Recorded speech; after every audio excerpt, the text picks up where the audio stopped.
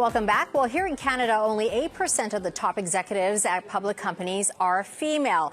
It's not close to 50%, but it's the highest it has ever been in 8 years. That's Jay Rosenzweig is the founder and CEO of executive recruitment firm Rosenzweig Company, and he's been tracking the data, and he joins us now. And also joining us is Naila Ahmed, Vice President of Local Digital at Rogers Ventures. Nice to see you both. Thanks for coming in. Good to be here. Jay, let's start with this report that you put out, because you said you put it out with guarded optimism. We've seen the numbers, 8%, so it's a little bit better than the 4.6% when you started issuing this report, but it's not nearly as high. Why is that? Well, if one were to talk about discrimination as being severely prejudicial treatment of women in the workplace, I think we're past those days, which is a great thing. But there are these systematic barriers that I think are still holding women back. The boss wondering if they should give this critical project to a woman because she has 3 kids at home. Well, you know what? Men have 3 kids at home, too. That woman has a husband who also has childcare responsibilities. The Rolodex is still alive and well, where it's easier to recycle old candidates when doing a search, whether it's management or executive recruiting firms. And we know, given the 8% statistic, that the people at the top are male, so you're recycling old male candidates if you don't do the original research. And these are some of the sort of biases and barriers that women face moving forward in order to try and progress. But as I said, there are some very, very encouraging signs, and we could speak to those as well. But the score is still pretty pathetic, isn't it? I mean, you looked at more than 500 named executive officers. These are the top paid executives at big companies. Less than 1 in 10 was a woman. But I believe that there is some inertia.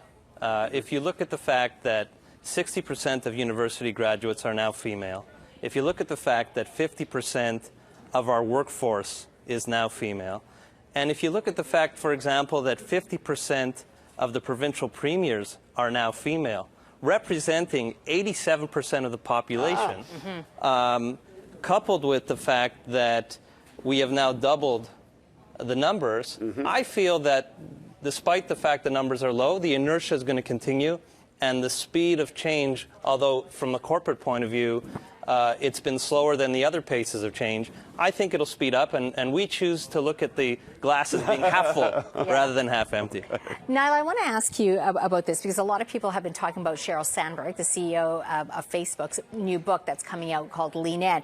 And she said that we women hold ourselves back by lacking self-confidence, by not raising our hands instead of and stepping back. How do you feel about those comments? Have you seen that?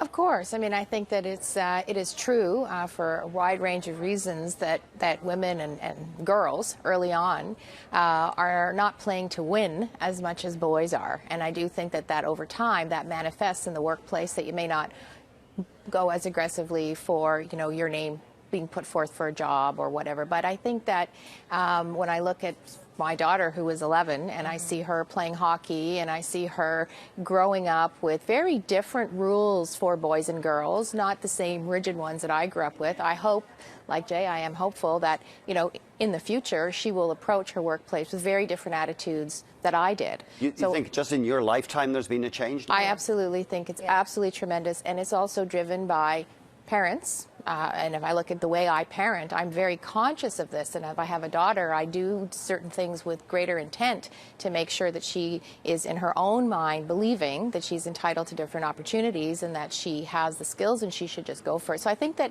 the wind is blowing in a bit of a different direction. While the progress may seem, numerically to be slight, I think that beneath all of that, there is lots of momentum moving in the right direction. What do you think corporations need to do to support women in these executive roles? It starts with awareness. I mean, I think that, if in any corporation, everybody that comes to work every day is really motivated by making the company perform the best that it could perform. I do think that, as Jay was saying, if you look at the numbers where 50% of your talent pool is female, and in your actual corporation you have a lot of female, just from a talent agenda, you should make sure that you are moving that talent as quickly and as aggressively as you can. The women don't have the same opportunities as you get higher in the organization. So I think awareness is is the first step, and we see organizations like Catalyst, we see large companies like Deloitte that are putting programs in place. Even in Rogers, we have the Rogers Women's Network, which has been around for 10 years. I would say the past 24 months has been when there's been a lot more momentum and awareness within the corporation itself as to what role a group like the Rogers Women can play to help the company perform better. Jay, you run a global recruitment firm. When you bring a woman candidate to a prospective employer, do you sometimes hear a kind of, or just get the body language, no, we don't want to go there? Well, that's actually, that's an excellent question. That's one of the reasons I feel so optimistic, because I haven't seen that. And we're working currently for some of the world's largest corporations. We're doing board searches for some of the largest corporations internationally. And they're all asking me to keep an eye on diversity, in fact.